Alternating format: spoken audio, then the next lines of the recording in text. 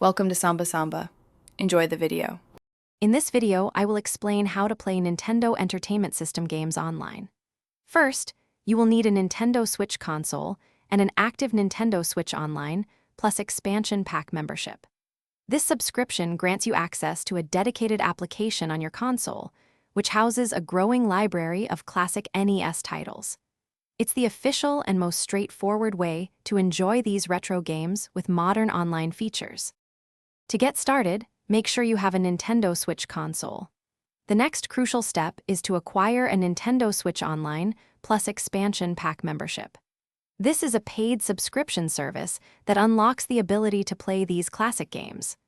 Once subscribed, simply download the NES Nintendo Switch Online application directly from your console's eShop, and you're ready to explore.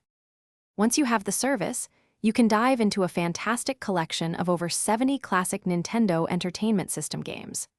The application offers convenient features like save states, allowing you to pick up exactly where you left off, and a rewind function to correct any missteps. Plus, you can easily connect with friends for online multiplayer sessions, reliving those nostalgic moments together.